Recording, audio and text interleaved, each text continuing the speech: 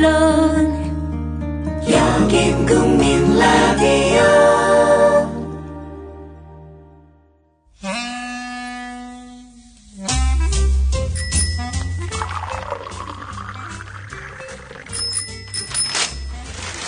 아침 신문 귀로 읽으세요. 김용민의 조간 브리핑. 뭐 드시겠습니까? 잠깐만요. 야, 10월달에 신촌에서 뭐 재밌는 거 한다며. 그 개천하는 페스티벌. 맞아요. 페스티벌 3. 2014 페스티벌 3.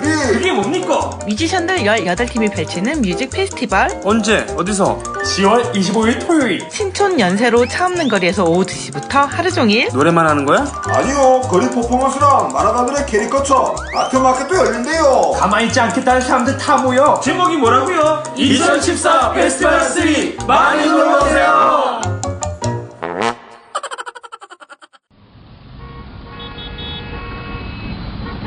부장님, 대리운전은 뭐 부를까요? 대리운전 블랙박스 주는 1800-6606 대리운전이 있지 않은가?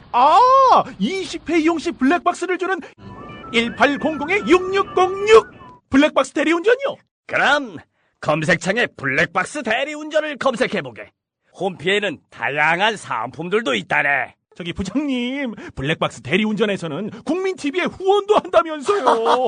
자네도 블랙박스도 주고 후원도 하는 1800-6606 이용하게. 역시 대리운전은 1800-6606. 살균 탈취제 요즘 많죠. 향기도 다양하고 성분도 다양한데 우리 아이들 방에 그냥 뿌리기에는 마음이 좀 걸려요. 향기는 좋은데 안심해도 되는 건가요? 아이들이 얼마나 민감한데요. 우리 아이들 방에 뿌리는 건 안심하고 믿을 수 있어야 될 것 같아요. 이제 우리 아이 방을 자연 휴양림으로 만들어주세요. 피톤치드 캡슐 톡톡. 강력한 천연 항균은 기본. 피톤치드의 향기로움을 더해 기억력과 집중력을 향상시킵니다. 베개의 톡톡, 이불의 톡톡. 피톤치드와 함께 편안한 잠자리 톡톡. 검색창에 네이처 아이를 검색해보세요. 전국 약국에서도 판매 중입니다. 냄새 좋지?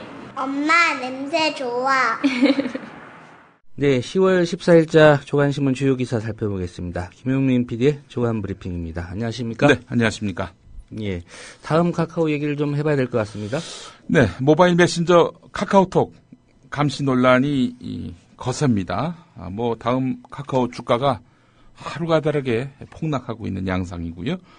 자, 이런 가운데 다음 카카오가 앞으로 검찰의 감청 영장이 들어온다 할지라도 응하지 않겠다, 이렇게 말해서 큰 파장을 낳고 있습니다. 예.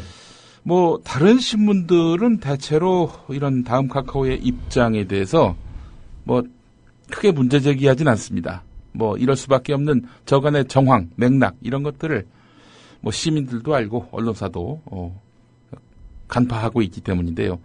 조선일보하고 동아일보 그리고 중앙일보는 파문, 이런 기사 제목을 붙이면서 법조계에서 나온 황당하고 상식에서 벗어난 발언이다, 이런 반응을 전하고 있습니다.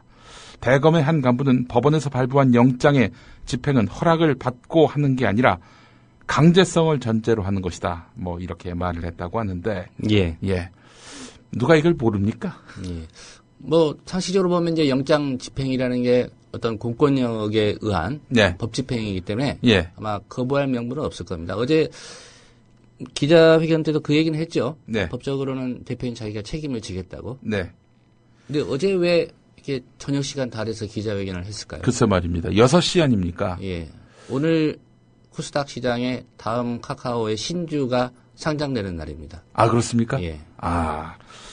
사실 조선일보의 이런 보도를 보면은 정말 기가 막힙니다.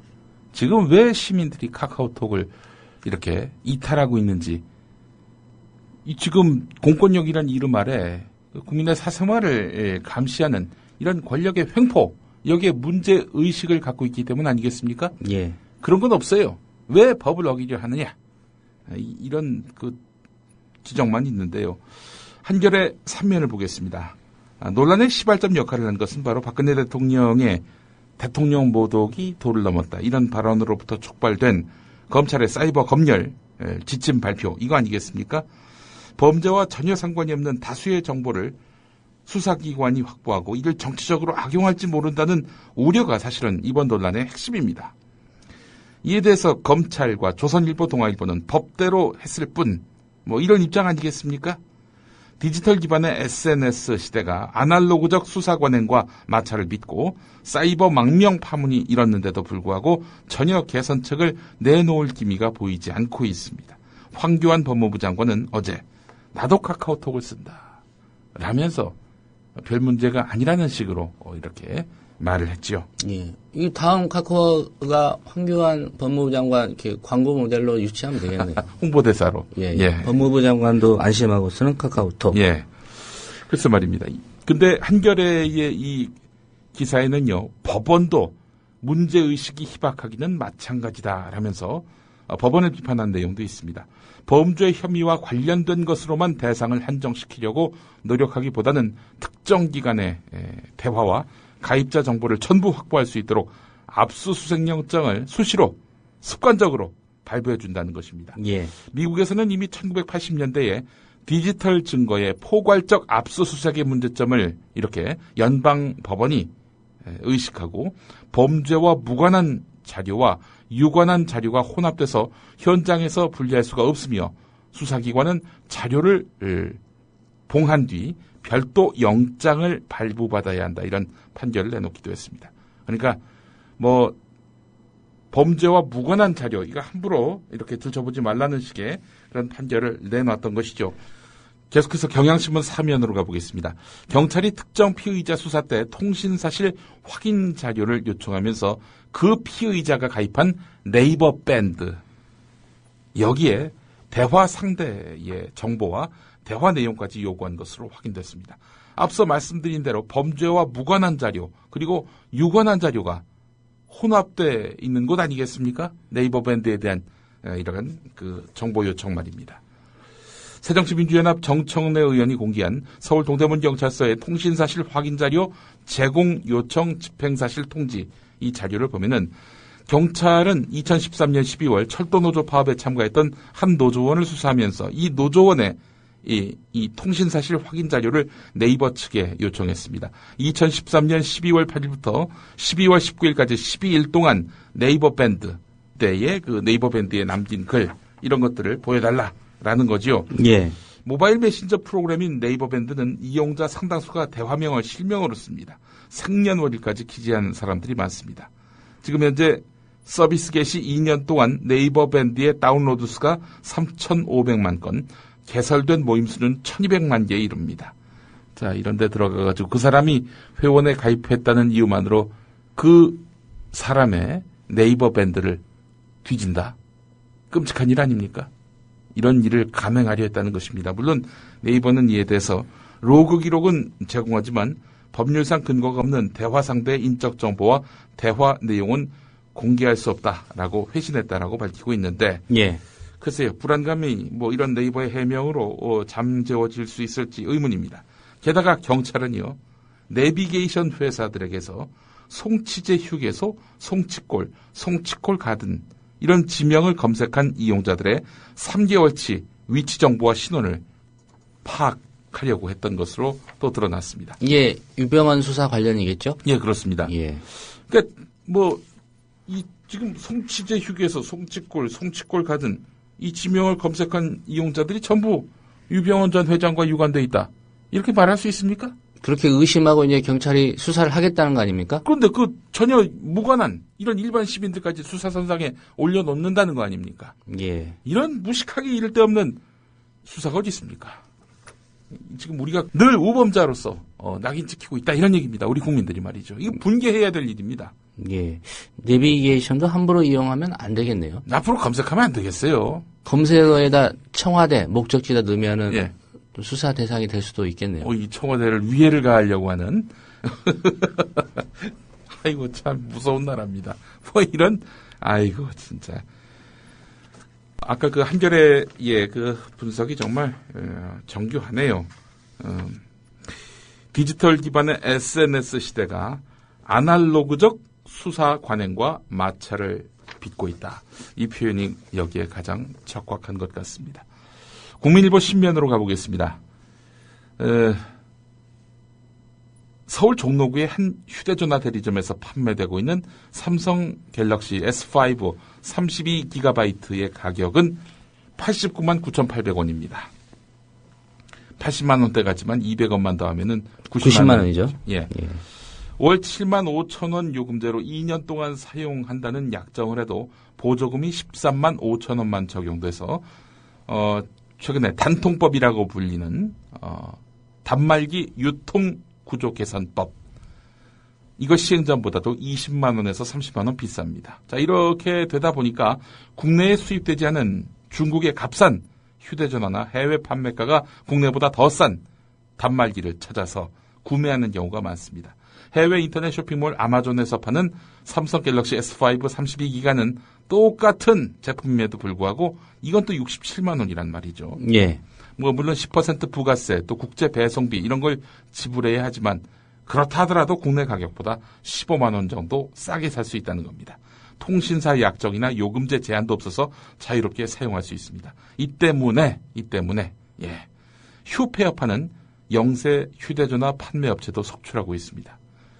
이 남의 나라 그 메신저, 남의 나라 이 휴대폰 판매상들 배불려주는 이런 놈의 창조 경제가 어디 있습니까? 예. 누구를 위한 법인지 한번 좀 따져볼 필요가 있을 것 같고요. 휴대전화 하니까 또 생각이 납니다. LTE 하니까 또 생각이 납니다. 정치 풍자 개그 LTE 뉴스. LTE 뉴스가 사라졌습니다. 자, 10월 3일 방영분이 재방송에서 삭제돼서 나왔습니다. 통상 재방송 때에 본방송에 나왔던 것이 삭제돼서 나오는 경우가 있습니까? 극히 드문 일이죠. 자, 게다가 유튜브에서도 사라졌다고 하는데요. 이에 대해서 SBS 노조는 조만간 편성위원회를 열어서 LTE 뉴스 삭제와 관련해 회사에 대해서 공식적인 해명을 요청할 예정이라고 밝혔습니다. 예. 아시는 대로 LTE 뉴스는 평소에 그 정치인의 행태뿐 아니라 현 정부에 대한 풍자도 적극적으로 시도해서 주목을 받아왔죠. 문제의 지난 3일 방송부대는 청와대 인사 문제로 논란이 일 때마다 대통령이 외국 순방에 나선다는 내용이 담겨 있었습니다. 교육문화수석 인사 문제가 터졌을 때 대통령께서는 캐나다 순방 중, 윤창중 전 대변인이 사고를 쳤을 때도 대통령께서는 미국 순방 중, 문창극 총리 후보자가 논란이 됐을 때도 아시아 순방 중, 앵커로 나오는 개그맨 강성범 씨와 김일희 씨가 이렇게 대사를 주고받으면서 박근혜 대통령의 행태를 풍자했습니다. 누리꾼들은 이 부분이 문제가 돼서 삭제될 것으로 이제 의혹을 제기하고 있는데, 예. 이에 대해서 책임 PD는 외압은 말이 안 된다라고 이렇게 말을 했다고 하는데요. 예, 이런 식의 해명은 늘상 우리가 들어왔던 바인데, 최수연 SBS 노조위원장은 제작진의 해명이 설득력이 떨어진다. 구체적인 대응 방안, 회사 쪽 해명을 들어본 다음 정하겠다 이렇게 밝혔습니다. 국민일보 일면 보도를 보겠습니다. 감사원과 국방부가 세월호 참사 희생자 수색 그리고 구조활동 적정성 감사를 실시하는 과정에서 실지감사를 했다고 국회에 보도했습니다. 실지감사, 이게 뭐냐면은 감사원법에 따라서 감사원 직원을 감사 대상 정보기관에 직접 파견해서 정밀하게 감사를 실시하는 겁니다. 감사원이 중요하다고 판단한 사안에는 어김없이 이루어지는 절차인데요. 당연히 세월호 참사와 관련해서 실지감사 할 만합니다. 자, 그래서 이제 전해철 새정치민주연합 의원은 실지감사 어떻게 했는지 이렇게 물어봤어요. 그랬더니 감사원, 국방부 모두 실지감사 했다고는 했는데 실은 하지 않았다. 이렇게 허위보고했음을 자인했습니다. 예. 입법부를 상대로 행정부 소속 기관들이 허위보고를 한 것이죠. 나중에 다 드러날 거짓말인데도 불구하고 말이죠. 이런 도덕적 해이가 가능한 일입니까, 이게? 감사원은 어느 기관에서 감사합니까? 글쎄 말입니다. 예. 자, 경향신문 5면으로 또 가보겠습니다. 국회 국방위의 합동참모본부 국정감사에서 지난 10일 대북전단을 두고 남북 사이에 벌어진 총격에 대한 국방부 대응이 도마 위에 올랐습니다. 새정치민주연합 진성준 의원은 지난 10일 파주 오두산 통일전망대 인근에서 총성이 들렸다는데 사실이냐라고 이렇게 물어봤습니다. 이에 대해서 합참 작전본부장은 이 시민단체의 대표가 오전 11시에 풍선을 날렸고 이어서 북한 지역 깊숙한 곳 전망대에서 7 내지 8km 떨어진 북방에서 총소리가 났다. 뭐 이렇게 말했습니다. 이건 국방부가 북한의 풍선 사격을 예상할 수 있었음에도 불구하고 한마디로 방심했다는 걸 자인하는 거 아니겠습니까? 합참은 당시 이 내용을 공개하지 않았습니다. 또 군의 대피령이 실제 총탄이 낙하한 연천 삼곤리에는 내려지지 않았다고 합니다. 삼곤리 이장은 총탄이 낙하한 것을 인터넷으로 알았다고 합니다. 예. 네. 창조경제의 일환인가요? 앞으로 모든 정보는 인터넷으로 알아보라. 이런 취지인지 알 수 없습니다. 군 관련한 이야기가 많습니다. 경향신문 14면을 보겠습니다. 해군의 주력 구축함인 광개토 대왕함. 이 광개토 대왕함이요. 일반 가정에서도 잘 쓰지 않는 486 컴퓨터 같은 낙후기기를 사용하고 있는 것으로 확인됐습니다. 최신의 이지스 구축함인 율곡 2함은 최근 2년 동안 어뢰 방어를 할 수 없는 상태에서 작전을 수행한 것으로 나타났습니다. 새정치민주연합 김광진 의원이 합동참모본부 국정감사에서 들춰낸 것인데 말이죠. 앞서 소개한 광개토 대왕함의 486 컴퓨터, 이거는 1990년대 초에 개발 보급됐고요. 현재 일반적인 가정용 컴퓨터에서 486 쓰는 경우는 극히 드물지요. 장비가 노후한 탓에 을지문덕함 같은 경우 매달 한 번꼴로 전투 체계 시스템이 다운되는 등 최근 2년 동안 전투 체계에서 24번의 셧다운이 발생했다고 합니다. 다행히 함정당 2개의 서버를 사용해서 현재까지 동시 다운된 적은 없지만 두 서버가 모두 다운될 경우 15분 동안 지휘함 역할을 전혀 할 수 없게 된다고 합니다. 예. 서울신문 2면으로 가보겠습니다. NLL에서 발생한 남북 함정 간 사격전이 있었죠. 지난 7일에. 당시 우리 해군 함정이 격파 사격을 한 것으로 확인됐다는 겁니다. 하지만 이 와중에 불발탄이 발생해서 함정이 후선으로 물러났지만 군이 이걸 공개하지 않았다는 겁니다. 그러니까 NLL 교전 때 조준 사격을 하다가 불발탄이 생겨서 이대로는 안 되겠다 해서 후퇴했는데 이것을 감췄다는 거죠. 예. 참 기가 막힐 노릇입니다. 아니 도대체 이게 다 장비들이 엉망이에요. 자, 이런 가운데 조선일보 1면도 보겠습니다. 우리 군이 보유한 대전차 무기의 99.2%가 노후화됐고 사용 가능한 무기도 북한군 주력 전차의 장갑을 뚫지 못하는 것으로 나타났다는 겁니다. 예. 북한 육군의 주력 무기인 전차 앞에서 우리 군 보병 부대가 속수무책으로 노출될 수 있다. 이런 의미인 것입니다. 예. 새누리당 송영근 의원에게 제출한 육군 보유 대전차 무기 이 현황 자료에 나와 있는 것이라고 합니다. 우리 육군이 적의 주력 전차를 당하기 힘든 것, 이거 심각한 문제가 아니냐라는 지적이기 때문에 나오고 있습니다. 얼마 전에는 우리 해병대 장갑차가 적의 기관총에도 뚫린다. 네. 이런 기사가 있었던 것 같은데. 예. 예. 오늘 기사는 또 반대 상황이네요. 이렇게 군을 그야말로 당나라 군대로 사실상 만들어 놓은 거 아니겠습니까?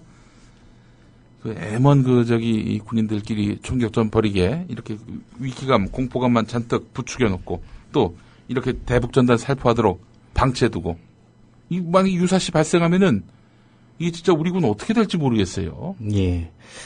당나라 군인들이 기분 나빠할 수도 있겠습니다. 아, 그렇습니까? 예. 예. 논란이 될 만한 기사가 있습니다. 동아일보가 14면에서 다뤘는데 박원순 서울시장이 미국 언론과의 인터뷰에서 한국이 아시아에서 동성결혼을 합법화하는 첫 번째 국가가 되길 바란다.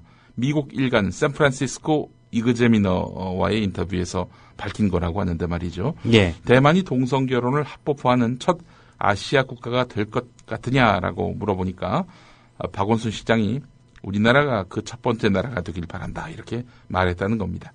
자, 유력한 차기 대권 주자로 거론되고 있는 박원순 시장이 사회적으로 논란이 큰 동성결혼 이슈에 대해서 공개적 지지 의견을 밝힌 셈이 되는데요.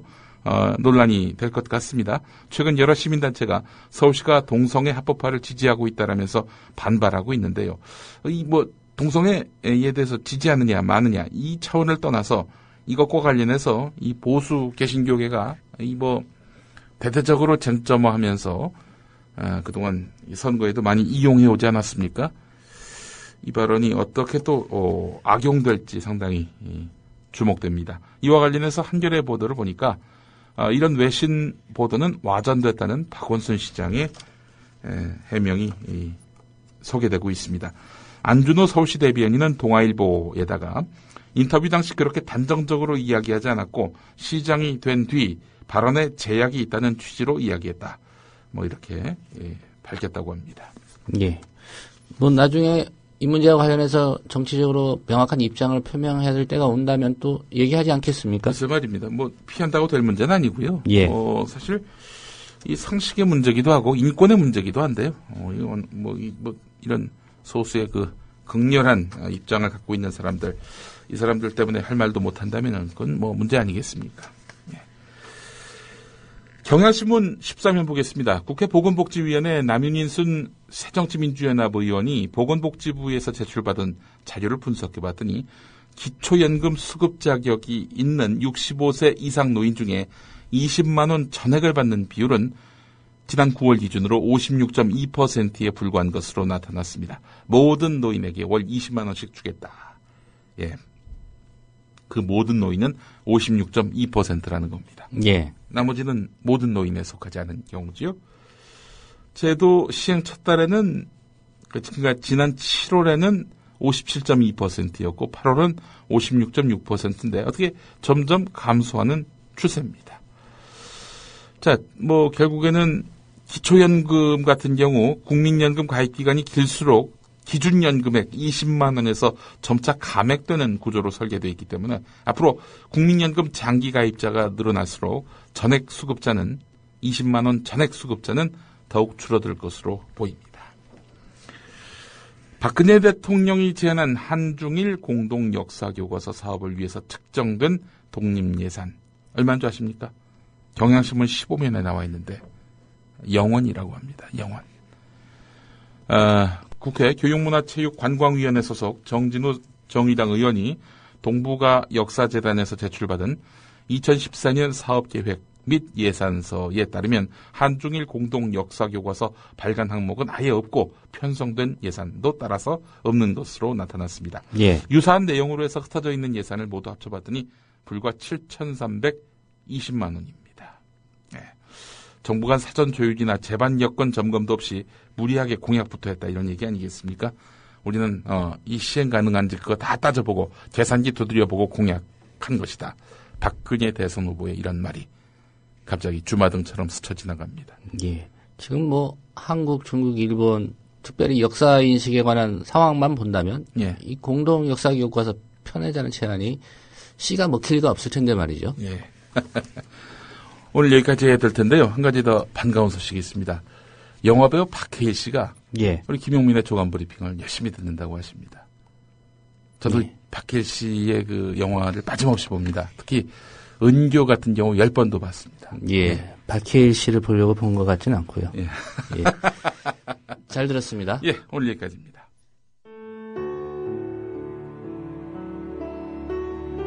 경남 거창에 사는 조합원 백함나무님.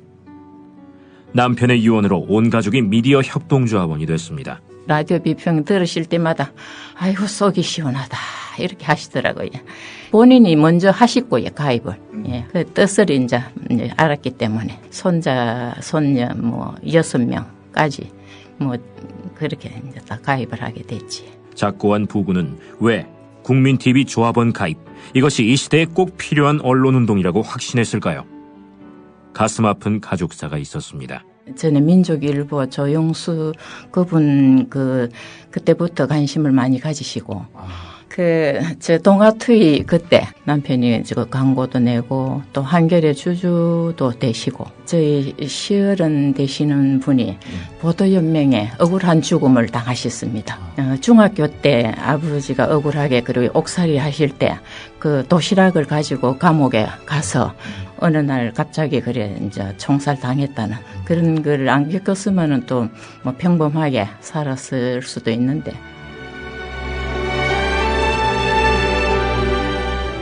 여러분도 공정언론 건설에 함께하지 않으시겠습니까?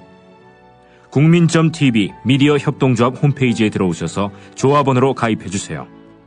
전화 서울 3144-7737, 3144-0933으로도 하실 수 있습니다. 윤상직 산업통상자원부 장관의 동문서답. 2014년 10월 9일 날 삼척 주민들이 67.9% 투표율로 유치 반대라고 하는 85.5%의 의견을 냈던 유치 찬반 주민투표 결과입니다. 이것은 주민 스스로 원전건설에 대한 스스로의 의견을 가장 민주적인 절차를 거쳐서 의사 표명한 민주주의의 얼굴입니다. 자, 장관님은 이 두 거울에 비친 어떤 얼굴의 모습을 갖고 계십니까? 삼척 원전 찬반 주민투표 결과 압도적인 반대 의견이 나왔다며 김재남 정의당 의원이 이야기해도 이미 찬성 서명부가 들어왔으니 낙장불입이라며 요지부동. 이 지금 그 주민 서명은 삼척시의회가 다 알고 있는 얘기를 굳이 지금 하실 필요가 없습니다. 지금 2010년 10월 14일 날 의결을 하고 했을 때 그 당시에는 주민투표를 하라 하는 아무런 내용이 조건부로 들어있지 않았습니다. 저희는 그에 따라서 삼척시가 유치 신청을 했고 굉장히 논란이 됐었습니다. 사라졌었어요. 한 3년간 사라졌던 이 서명부가 국회에서 발견이 됐습니다. PPT에 보시는 것처럼 의원님들 자리에도 또 장관께도 보내드렸는데 이 대부분의 명부는 조작이 됐습니다. 삼척 시민들의 의견이 명명백백하게 왜곡되고 조작이 된 것이죠. 이걸 마치 삼척 시민 다수가 유치에 찬성하는 것처럼 했던 이건 굉장히 저는 위법한 일이라고 보는데요. 그 서명부가 조작됐다고 말해도 이미 서명부가 들어왔으니 낙장불입이라며 요지부동. 말씀드리겠습니다. 저도 이 관련해서 삼척시 의회의 회의록을 다 봤습니다. 봤는데 의회 차원에서 주민투표를 대해서 논의를 하거나 또 의결 과정에서 과정에서 회의록에서 주민투표에 대해서 이야기 있었던 부분은 저는 확인하지 못했습니다. 매우 곤욕스럽고 이렇게 되면 앞으로 원전뿐 아니라 모든 국책 사업들이 다 이런 식으로 확정된 부분이 주민투표에 대해서 자발적인 주민투표에 의해서 논란이 된다 그러면 정말 이거는 매우 어려운 상황이 될 수 있다는 말씀을 드립니다. 주민들이 자발적으로 투표해서 꽤 높은 투표율로 꽤 높은 반대표가 나왔음에도 서명부가 들어왔으니 낙장불입이라며 요지부동. 그동안 뭐라고 하셨습니까? 장관께서 그리고 박근혜 대통령께서 그리고 이번에 문제도 차관도 그 얘기를 하셨더군요. 원전건설과 같은 이런 중대한 문제는 주민 수용성을 제일 우선에 놓겠다. 그렇게 말씀하시지 않았습니까? 그러면 주민 수용성의 결과로 이거보다 더한 주민의 의사가 반영된 게 무엇이 있습니까? 주민이 이렇게 의사표현을 했습니다. 다수가 원전건설 원하지 않는다. 그런데 임의로 이렇게 서명부를 조작한 것을 국회에 제출하고 이것 또한 국회를 굉장히 능멸하는 그런 태도들이죠. 그러고 나서 지금 와선 절차를 다 밟았기 때문에 주민의 의사를 반영할 수 없다고 하는 것은 입으로는 주민 수용성 하지만 사실상 정부는 그동안 밀양 송전탑 밀어붙였듯이 부안 방패장 밀어붙였듯이 또다시 삼척 원전 유치하지 않겠다고 하는 주민 의사에 반해서 주민과 싸우겠다. 그리고 다시 밀어붙이겠다. 분명하게 시의회의 동의를 받아라 그랬고 또다시 반복하시겠습니까? 제가 시간 충분히 드렸는데 또 반복하십니까? 저는 답변을 그렇게 드리는 겁니다. 또 반복하시잖아요. 반복이 아니라 물으시니까 그 답변을 드리는 겁니다. 그 과정에서 저희는 제가 물었습니다. 물은 것은 삼척 주민들과 하였습니다. 싸우시겠습니까? 밀어붙이시겠습니까? 이 부분에 대해서는 제가 말씀드렸습니다. 삼척 주민과 싸우시겠습니까? 밀어붙이시겠습니까? 계속적으로 원전의 안정성, 지역경제의 어떤 그런 발전이라든가 이런 부분에서 계속 설득해 나가면서 저희가 시간을 갖고 이분들 처리를 하겠다는 말씀을 드립니다. 조작됐든 안 됐든 여하간 원전 찬성 서명부가 들어왔으니 시민 수렴 끝. 이번 국정감사 공방은 넉자로 낙장 불입.